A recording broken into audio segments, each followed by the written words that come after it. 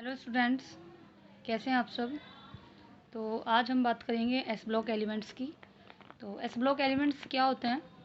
These are the elements with atoms in which there is irregular filling of S sub energy level of their electronic configuration, which means कि वह elements या उन elements के atom जिनका electronic configuration S sub energy level में जाता है, या हम ये कह सकते हैं जिनका आउटर मोस्ट शेल का electron S sub energy level में जाते हैं, उन्हीं को हम एस ब्लॉक एलिमेंट्स कहते हैं।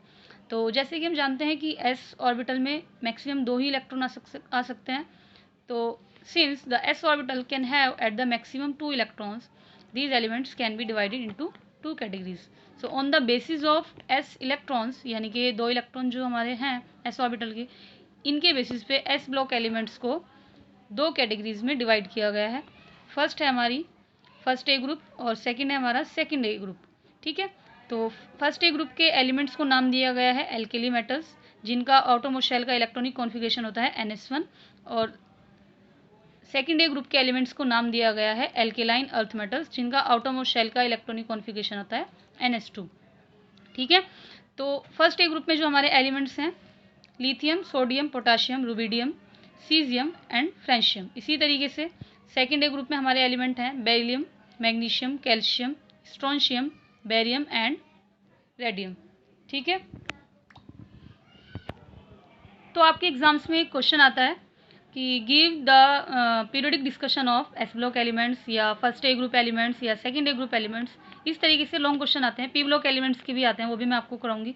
तो यहाँ पर मैं आपको आज फर्स्ट ए ग्रुप एलिमेंट्स का पीरियोडिक डिस्कशन कराऊंगी, क्योंकि मैंने जो एस ब्लॉक का जनरल पीरियोडिक डिस्कशन था वो मैंने क्लास में बहुत अच्छे से कराया था। अगर किसी को नहीं समझ में आया है तो अब इसको करेंगे तो वापस आपको रिवाइज हो जाएगा। ठीक है, तो स्टार्ट करते हैं periodic discussion of alkali metals और फर्स्ट ए ग्रुप। तो जब हम किसी ग्रुप का पीरियोडिक डिस्कशन करते हैं तो वहाँ हमें 3 पॉइंट्स बताने होते हैं। फर्स्ट होता है हमारा similarity in physical properties. Second point होता है similarity in chemical properties and third होता है ग्रेडेशन इन प्रॉपर्टीज़। तो ये तीनों पॉइंट्स मैं आपको कराऊंगी फर्स्ट ए ग्रुप के एलिमेंट्स का या एल्कली मेटल्स का। तो फर्स्ट आता है हमारा point periodic discussion of alkali metals. The first A group of periodic table contains lithium, sodium, potassium, rubidium and so on, having atomic numbers 3, 11, 19 respectively. These elements are called alkali metals as they form alkaline oxides and hydroxides. तो इनको alkali metals किस लिए कहा गया है? क्योंकि ये जो हमारे एलिमेंट्स हैं ये strongly alkaline oxides and hydroxide form करते हैं। ठीक है, अब फर्स्ट पॉइंट की बात आई हमारी सिमिलैरिटी इन फिजिकल प्रॉपर्टीज़। तो यहाँ आपको फर्स्ट पॉइंट जो देना होता है, इस पॉइंट के अंदर लगभग 6-7 पॉइंट मैं आपको कराऊंगी। तो फर्स्ट पॉइंट होगा हमारा इलेक्ट्रॉनिक कॉन्फ़िगरेशन। सारे एलिमेंट्स हमने लिख लिए लिथियम से लेकर फ्रेंशियम तक। ठीक है, तो लिथियम का इलेक्ट्रॉनिक कॉन्फ़िगरेशन जो होता है 1s2 2s1, लिथियम का हो गया 1s2 2s1। इसी तरीके से सोडियम का हो गया 1s2 2s2 2p6 3s1।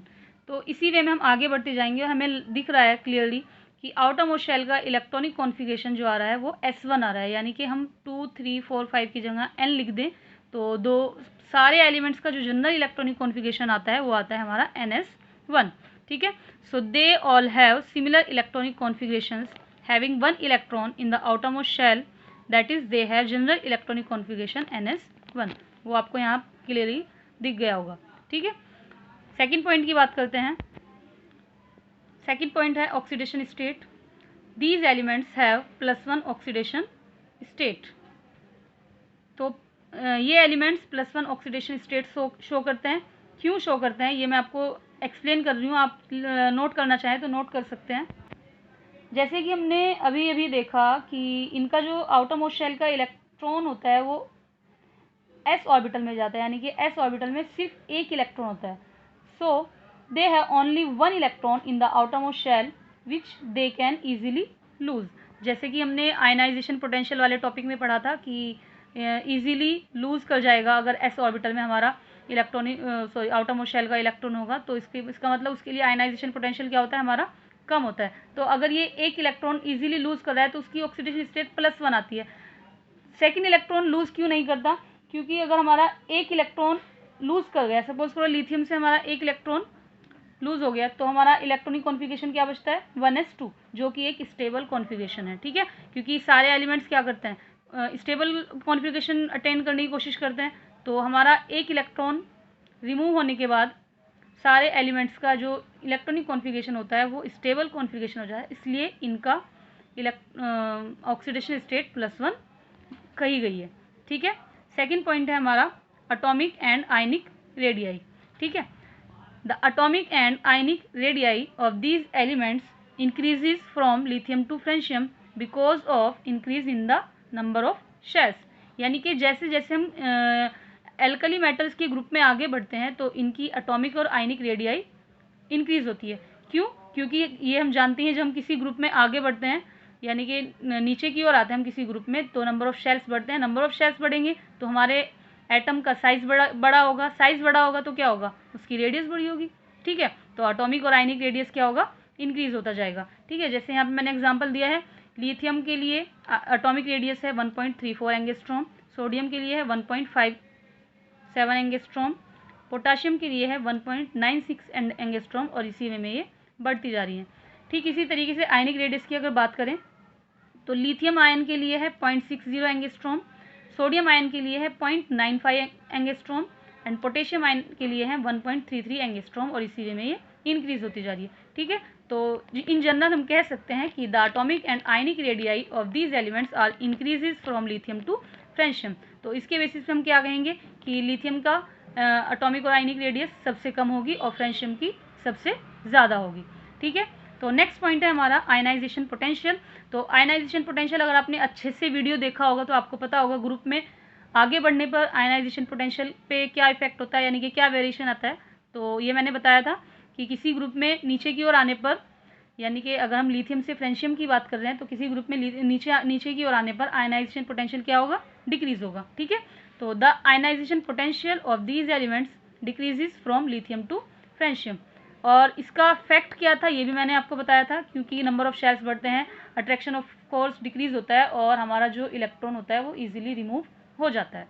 ठीक है स्टूडेंट्स, नेक्स्ट पॉइंट की बात करते हैं, और नेक्स्ट हमारा पॉइंट है इलेक्ट्रोनेगेटिविटी।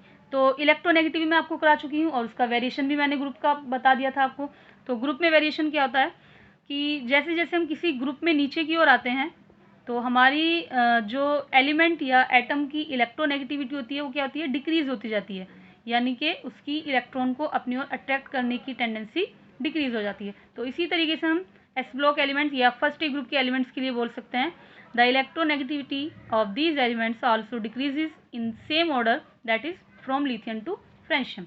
तो इसके अकॉर्डिंग लिथियम की इलेक्ट्रोनेगेटिविटी सबसे कम होगी और फ्रेंशियम की लिथियम की इलेक्ट्रोनेगेटिविटी सबसे ज़्यादा होगी और फ्रेंशियम की सबसे कम। फॉर एग्जांपल लिथियम के लिए 1.0, सोडियम के लिए 0.9, पोटाशियम के लिए 0.8, और इसी तरीके से ये कम होती जाएगी। ठीक है, तो ये हमारा हो गया 5 पॉइंट्स। 6 पॉइंट की बात करते हैं। ये सारे पॉइंट्स आपको अच्छे से समझने हैं, याद रटने से या याद करने से कुछ नहीं होगा, आप इसको माइंड में सेट कर लीजिए, क्योंकि अगर आपको ये पॉइंट का वेरिएशन से एक बार समझ में आ गया तो आप किसी भी ब्लॉक के लिए पीरियोडिक डिस्कशन लिख सकते हैं। ठीक है, और ये मैं आपको पहले भी कई बार समझा चुकी हूँ, फिर बता रही हूँ, तो इसको अच्छे से ध्यान में रखें, ना कि याद करें, रटोगे तो भूल जाओगे। ठीक है, 6 पॉइंट की बात है हमारा मेटेलिक कैरेक्टर। तो metallic character increases from lithium to francium as the atomic number increases.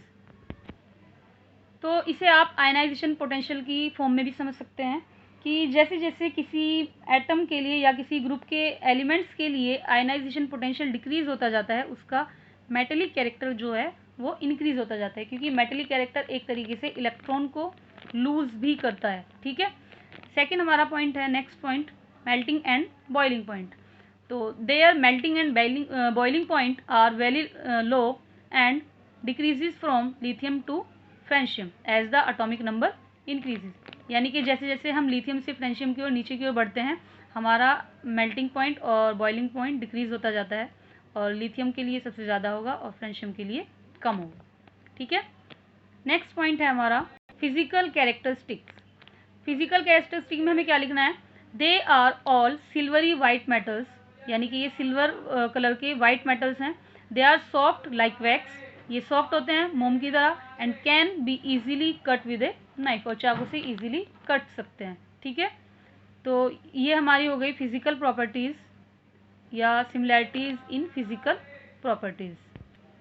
Next जो पॉइंट हमें करना है वो करना है सिमिलैरिटी इन केमिकल प्रॉपर्टीज़, जो मैं आपको नेक्स्ट वीडियो में बताऊंगी। ठीक है।